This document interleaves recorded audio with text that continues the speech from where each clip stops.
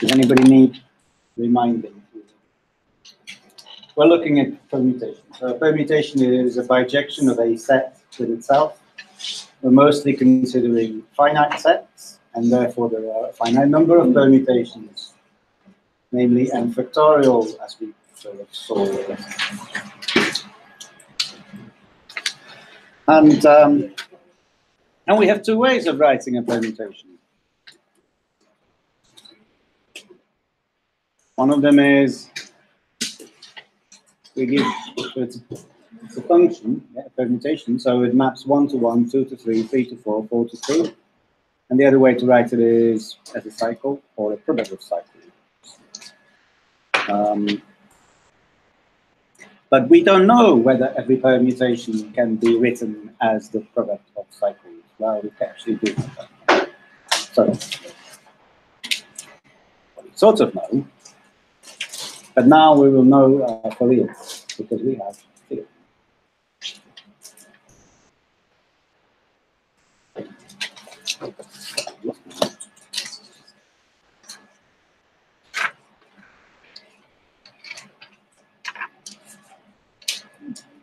Every permutation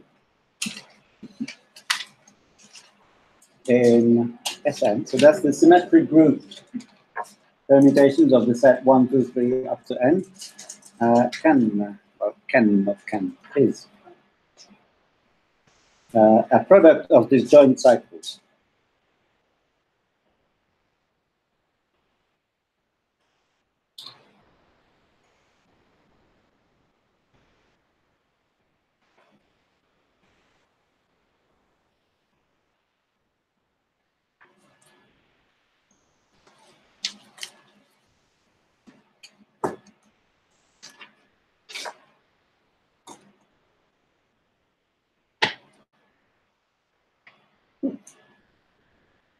So we take a permutation. We look at a set x1. We put 1 in. And then we put where sigma maps 1 into this set. Then we put where sigma maps sigma of 1. So I'll call it sigma squared.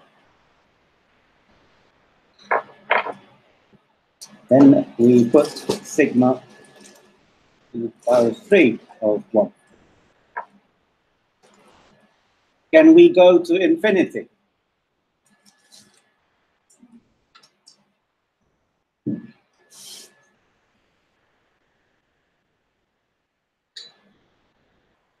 Well, we can go to infinity, but is this going to be an infinite set? No, it's definitely not going to be an infinite set, because it can only take elements among 1, 2, 3, 4, up to n. So it's going to stop somewhere. And it gives us the cycle 1, sigma 1, sigma squared 1, sigma k1.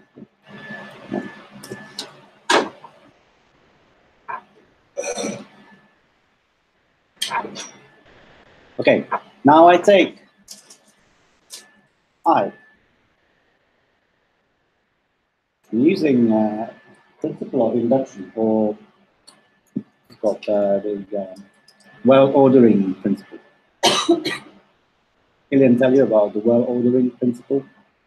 Yeah, I can take the least element of, so I'll call this x. Set 1 to n.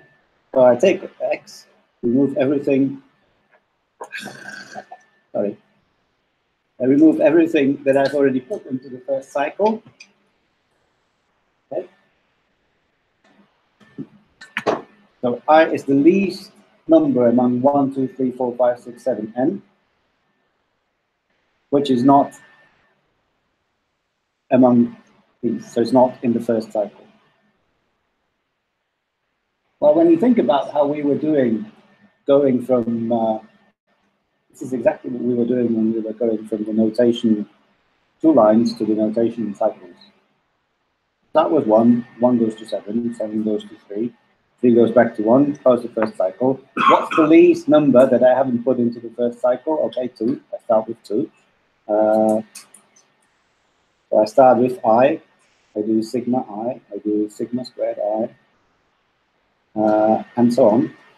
Again, this is going to be finite. And so on, this must stop.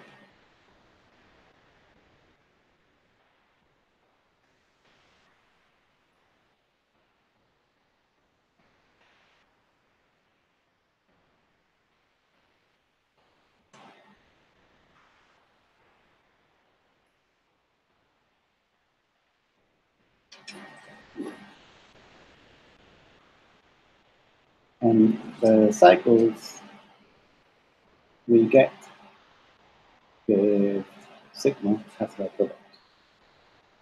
And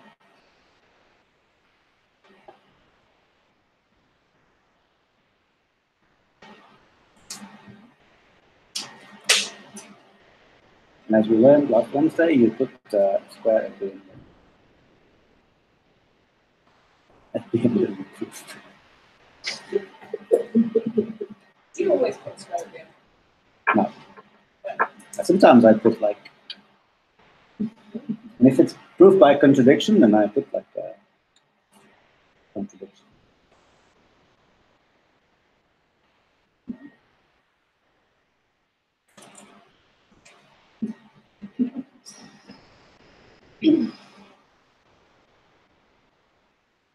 Okay. Example. Straight from the book. There's the book.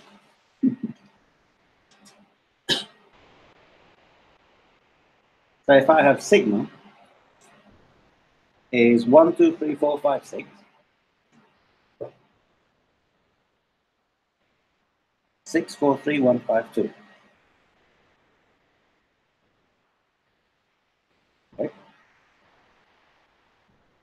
And the same thing we did. 1 goes to 6, 6 goes to 2, 2 goes to 4, 4 goes to 1. What's the least number not here? 3. Okay, 3 goes to 3. Not very interesting. What's the least number not here? 5 goes to 5. Well, so in fact, yesterday I said without any justification that we don't write 3 and 5. And I said that we just write them like this. Now you see that it's not only that we write them like this, but they actually, so this space here is actually the group operation.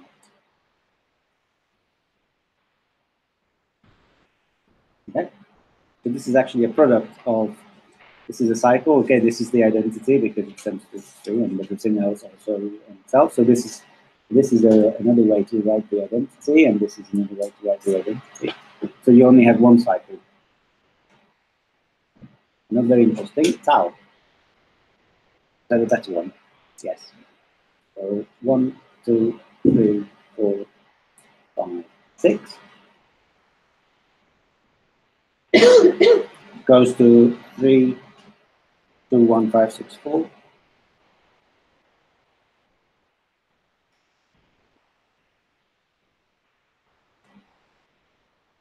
So how am I getting the first cycle? 1 goes to 3, goes to 1. 2 goes to 2, I ignore it. Well, I don't have to ignore it, but I can. It's just the identity. 4 goes to 5, goes to 6, goes back to 4. So I can just write 1, 3, 4, 5, 6.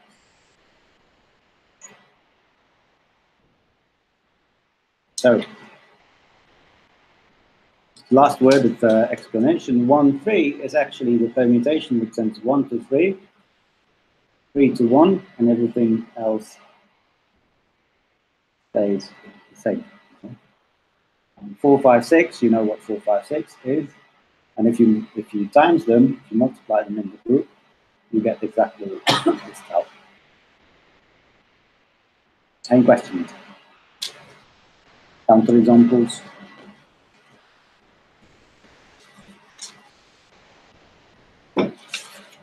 Oh no, lost the order.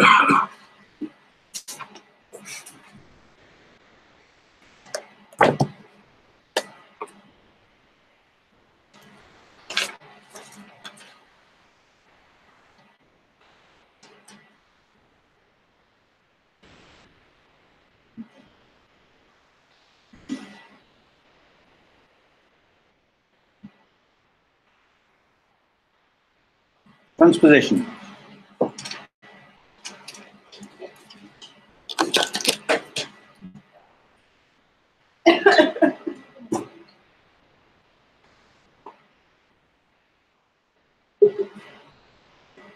A transposition is a cycle of length 2.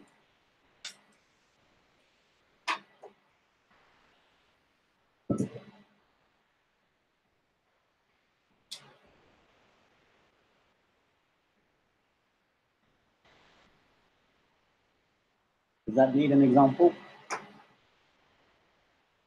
Okay. Example.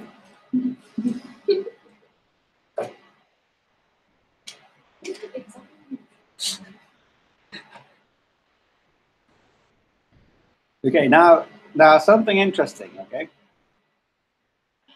Now we've already kind of seen that every permutation you can write as the product of disjoint cycles. The disjoint means that no number repeats in the cycle. So every number is at most one. Like 1, 3, 1, 3. So there's a different way of writing every permutation, and that's proposition 512.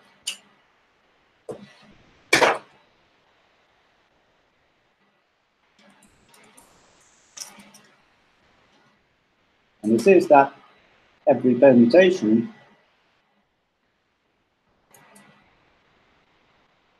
in Sn, n is at least 2, is the product of transpositions.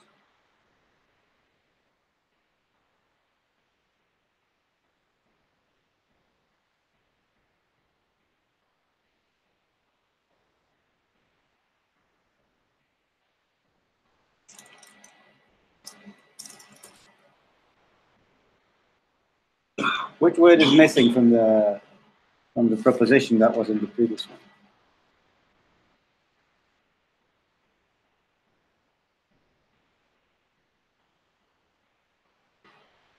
Disjoint. Okay? Not always disjoint.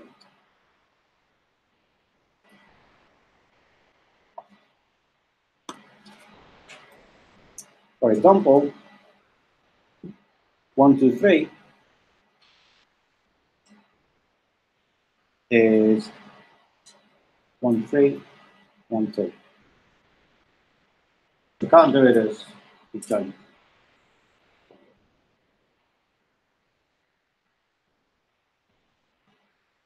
So this is really true. 1 goes to 2, okay, fine. 2 goes to 1 goes to 3, yeah, and 3 goes to 1. Okay, so.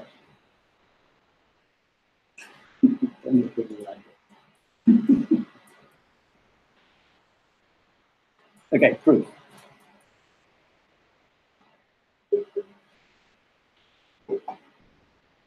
So all right. Proof is easy. A1, A2, I look at the cycle of length K.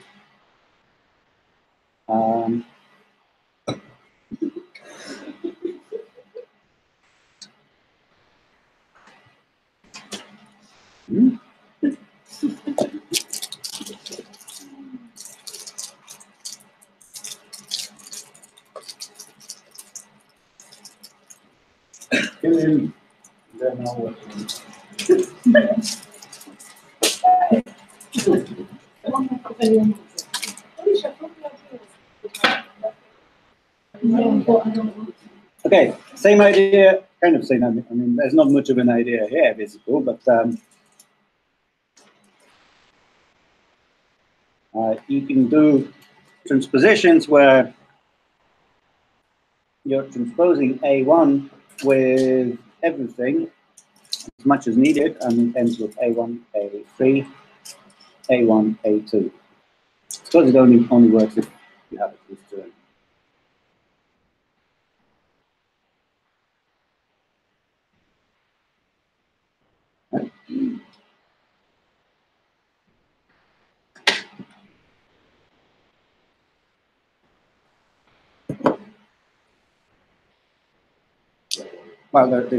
Well, this kind of works. The identity is 1212, for example. So that's fine. Now this is where it fails. If you have only one element, you can't write the identity. It's only one permutation, but you can't write it as transpositions. There are no transpositions at all. So that's why it fails. Look at the proposition, but you have at least two elements, so that's kind of two. Nobody's looking at permutations of one element. So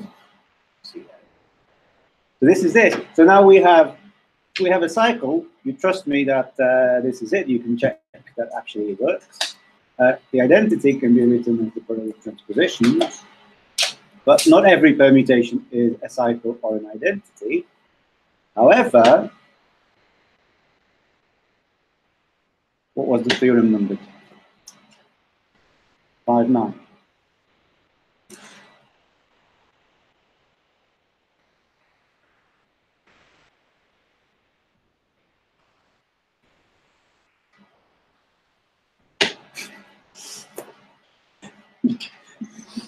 Okay, theorem 5.9 says that every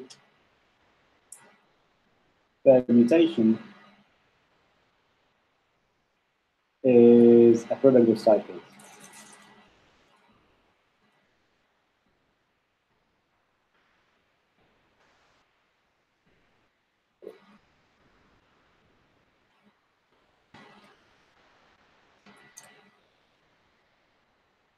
And every cycle is a product of transpositions. So when you get the product of cycles, you just substitute the transpositions for those cycles.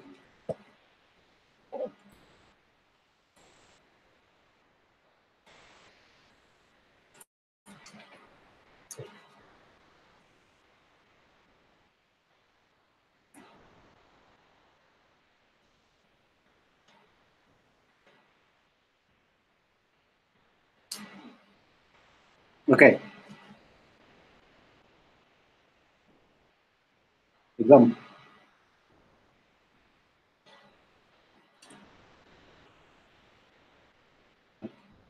One, two, three. Can you write it as the product of some transpositions?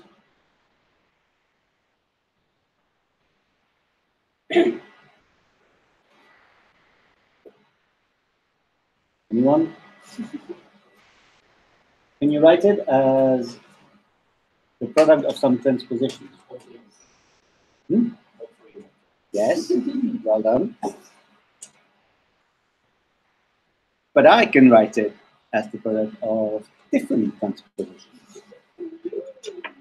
2, 3, 1, 3. Okay? So this shows that it's not uniquely defined.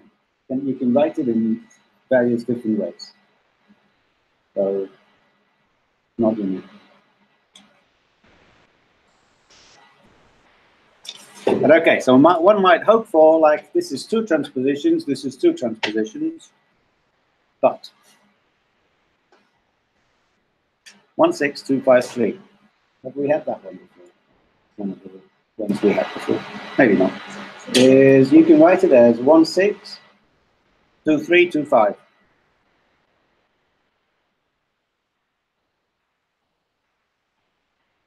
And you can also write it as 1, 6, 4, 5, 3, 4, 5.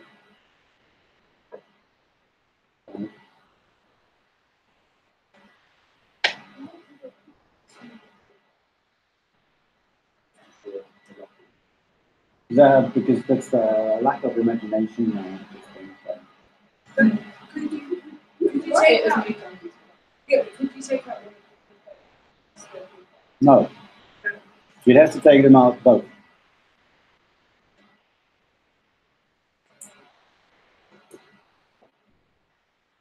So if you take, so 1/6, you take one of them, did you say? Like this. So 2 goes to 5, goes to 4, but 2 is not supposed to go to 4, it's supposed to go to 5.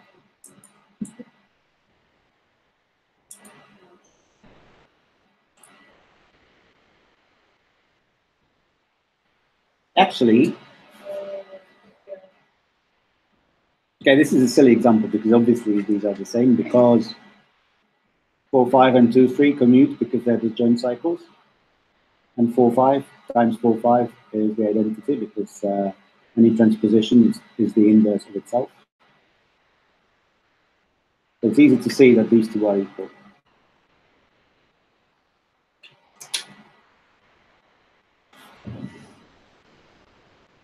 Everybody lost. Who's lost? That's just 2 people. And me. There's just 2 people and me, that doesn't count. Okay, so you can write everything as a product of transpositions, which means that you can get any permutation, you just swap 2 elements, swap 2 elements, swap 2 elements, swap 2 elements, swap 2 elements, and you can get anything if you keep doing it long enough. Now, the number of swaps is not necessarily always the same in any procedure that you're getting. However, the parity is always the same. So if you can do it with an odd number of transpositions, you have to do it with an odd number of transpositions, and you will never be able to do it with an even number of transpositions.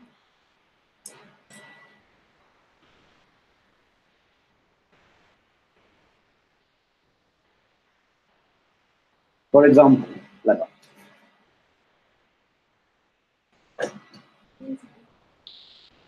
If the identity is written as a product of transpositions,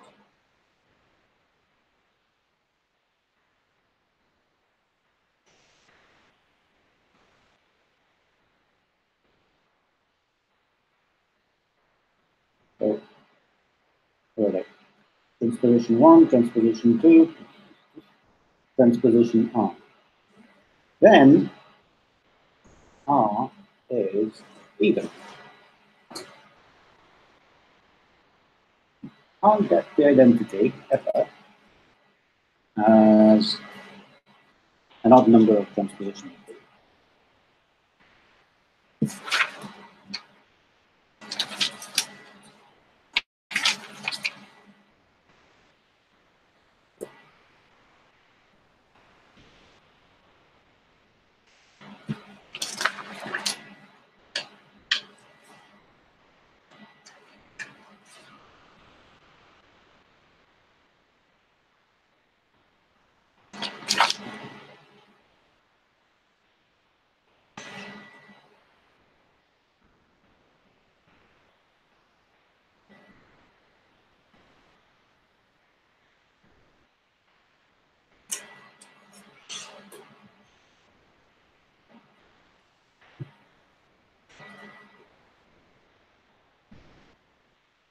I'll skip the proof for reasons of time constraints and laziness constraints.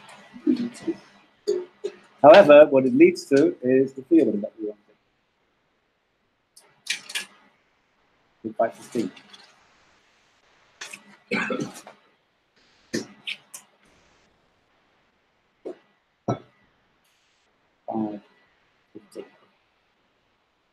If a permutation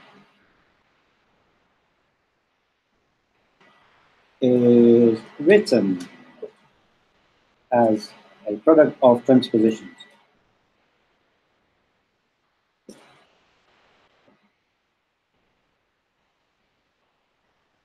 in 2 different ways.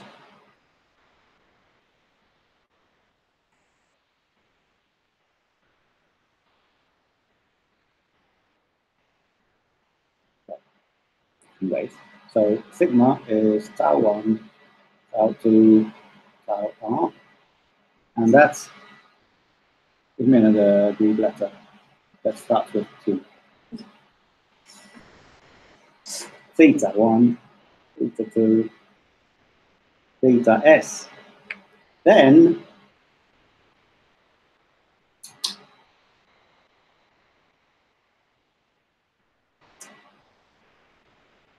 either both R and S are odd, or both R and S are even.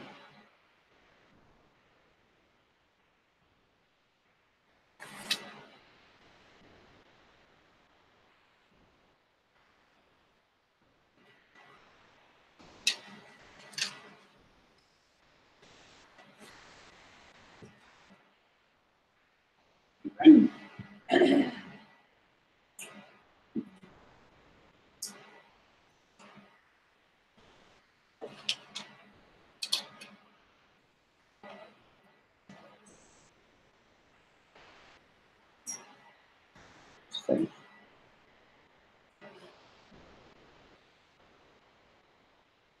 means that they're both even, or they're both odd.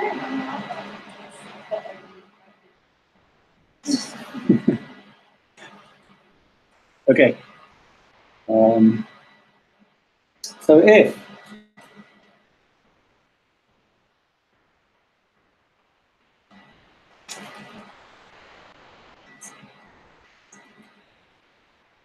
if really sigma is written, what?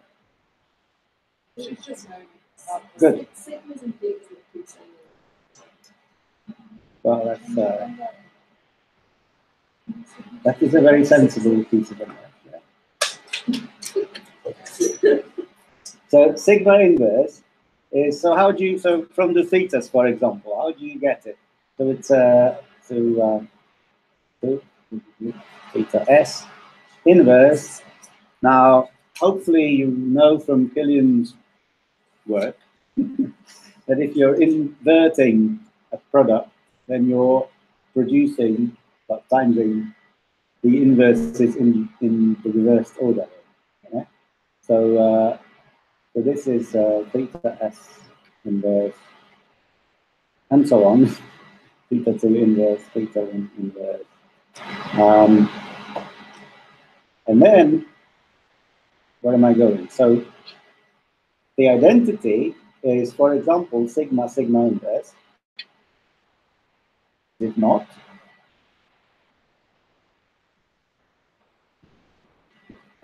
so this is tau 1, tau 2, tau r, theta s inverse, theta 2 inverse, theta 1 inverse.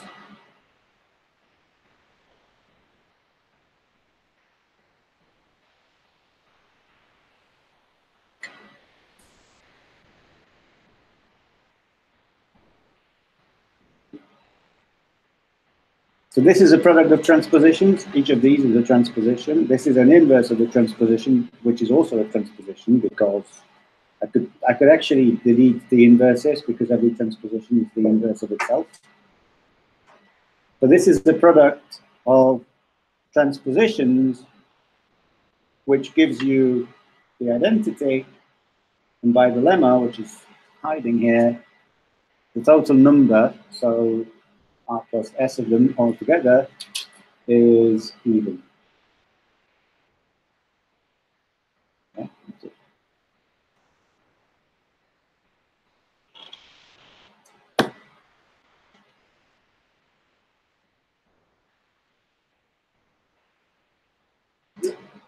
So if R plus S had different parities, one even, one odd, the sum wouldn't be even.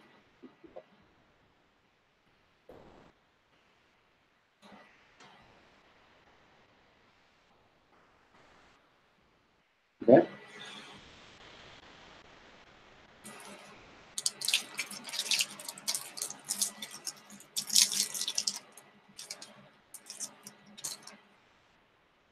Document construction.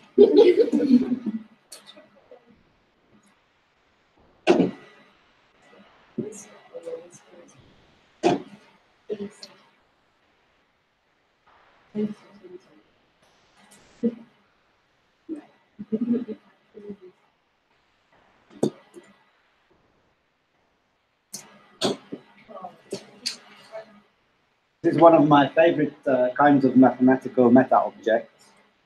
It's a theorem which is a definition at the same time. Does it do what sounds like Hmm? Is it It will go on the box, yeah.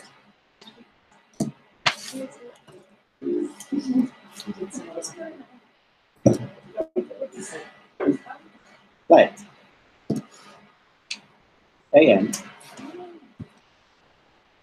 be the subset of Sn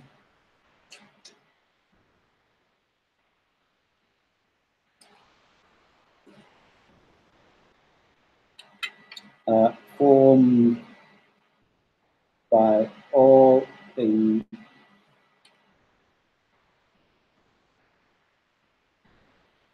even permutations. Okay.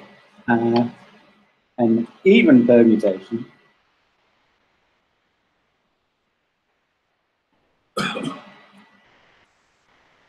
is a permutation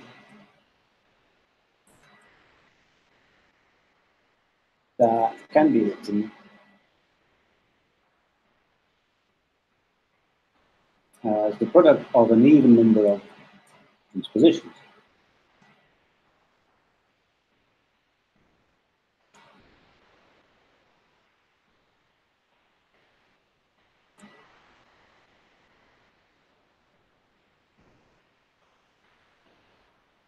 This is still not much plain now, okay? So any other permutation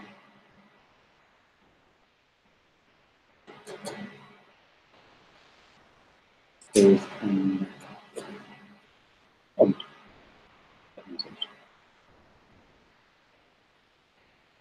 Depending on the number of transpositions that you use to write the permutation is either called even or odd. Now the even ones form the set AN. Okay? Then AN is a subgroup of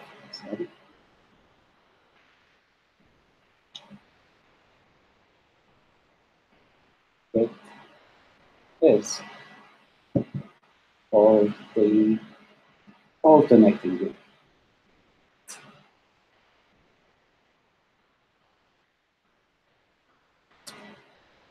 On n elements.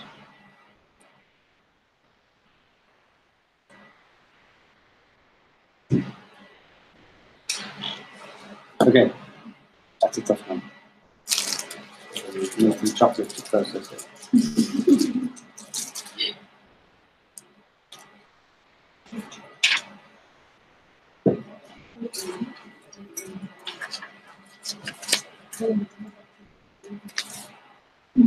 That's what sugar.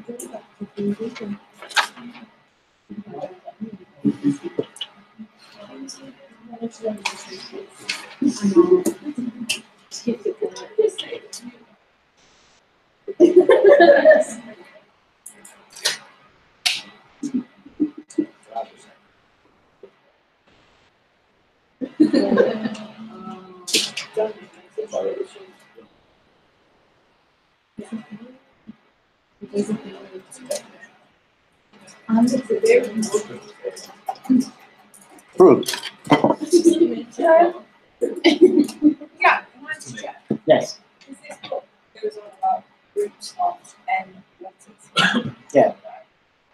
But it's letters just with the elements of it. That's all. How long is this group? Is it quite long? That will fit. There's not much of a claim in the theorem or definition. But the only claim really is that it's a subgroup. So what else am I? What else is the theorem? Just that AN is a subgroup. No, subset is that's the definition. AN is the subset. Okay, so the proof is this. So we have sigma is tau 1, tau 2k. It's an even number.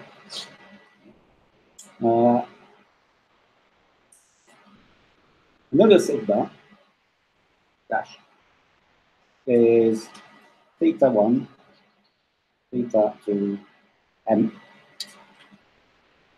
not number. But then sigma dash is tau 1 to tau 2k, theta 1 to theta 2m, so 2k plus m transpositions.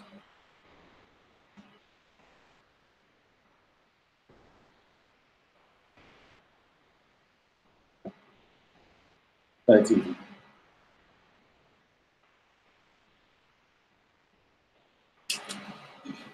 And sigma inverse is 1. So again, even number.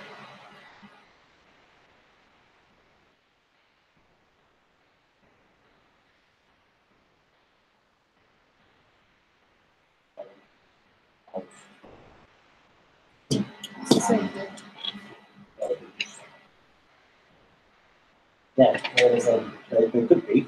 If you want, you can write management. Don't want, you don't have to. Because they're all transpositions, so the inverses of itself. Transposition is the inverse of itself. So when you write -1 and half, it might be a difference.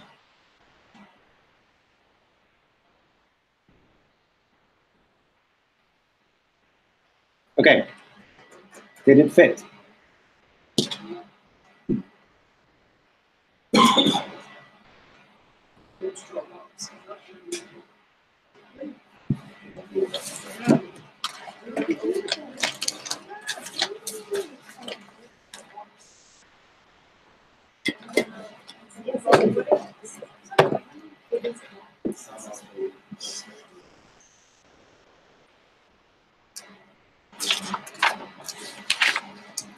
Can you check?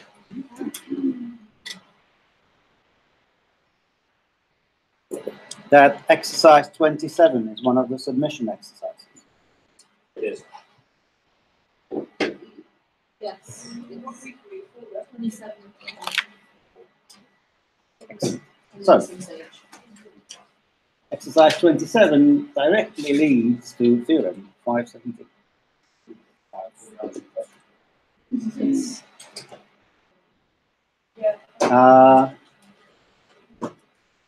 But theorem 517 says that the number of even permutations on n letters or elements is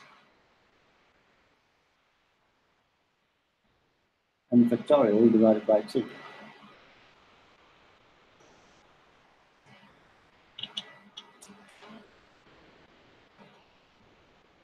Okay, so this means it's exactly half of Sn. Because yesterday we said that Sn has n factorial elements, An is half. So this is almost finished now. But I still have a decision lecture.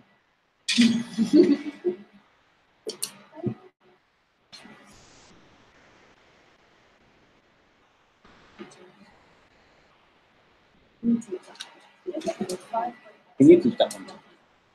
We do have a few comments. But can we just come and join anyway? Yeah.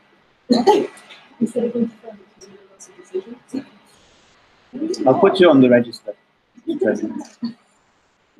Okay, so what's the proof? So define. So, oh no, not define. So fix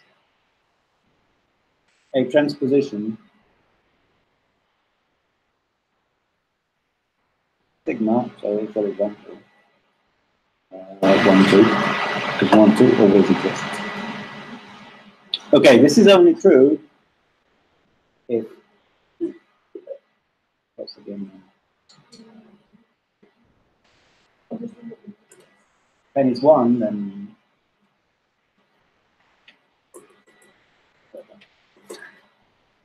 okay. Fix the transposition sigma, and then lambda sigma, which goes from AN to BN. Take tau and gives sigma tau.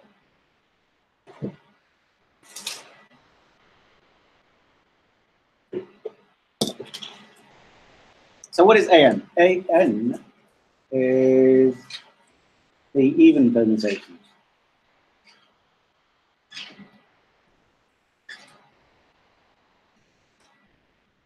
Will you find this? What's BN? Yes.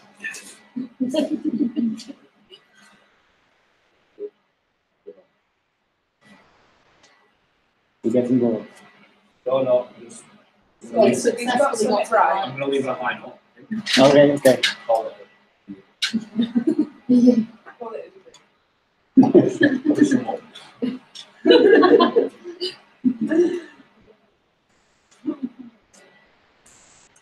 So we're going from all the, so yeah, so by exercise. Did I say 57? 27. 27. There's so few exercises. 27 is a bijection.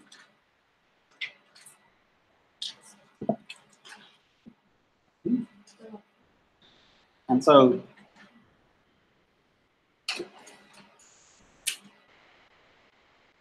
these two sets have to have equal size. And because the size of Sn, which is the following, is every permutation is either even or odd.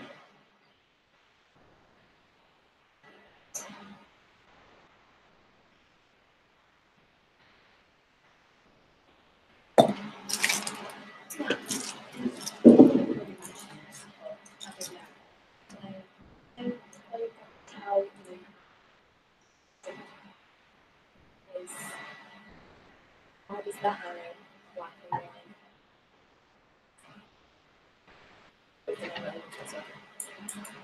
Then you know.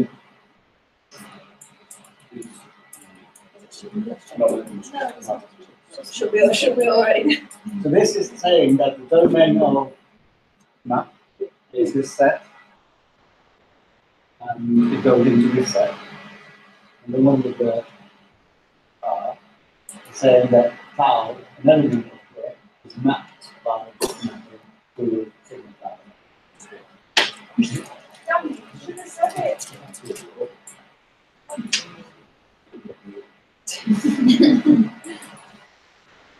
Yeah?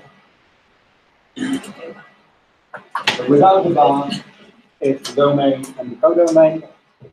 With the bar, it's an element that's mapped to this set.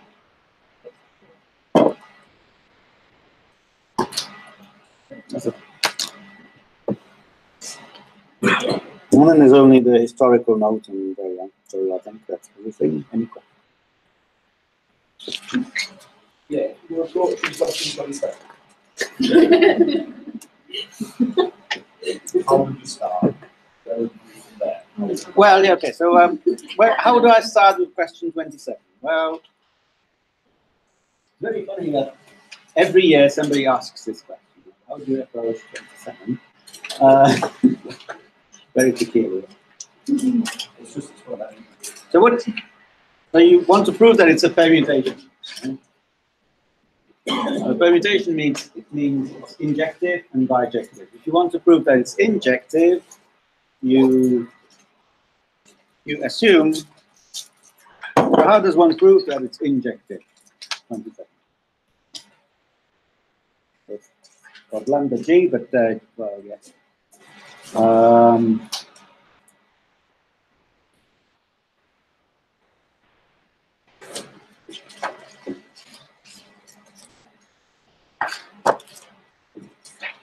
So this takes, as it defined, A gets mapped to GA. Right? Now, what does it mean to be injected? One-to-one, yeah.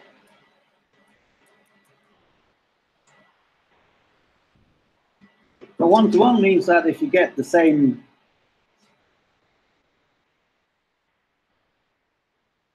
answer, returning, then you want to show that the two elements were the same to start with. You can't get the same image for two different elements. So what does this mean? Well, just looking at what is lambda G of A? Well, this is GA. What's lambda G of B? Well, this is GB. Okay, now I can times this by 5 times the same element.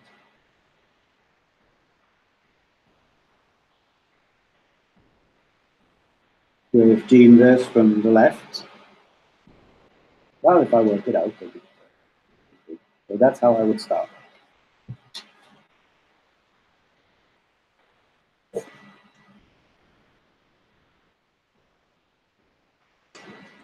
And then of course there's the second thing to show that it's empty. But I won't give that, but it's kind of similar. Yeah, you just anything you're proving in groups, usually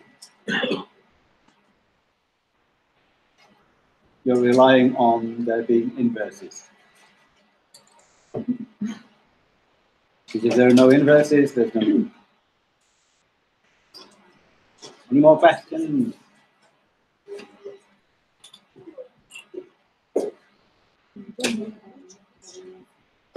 All right.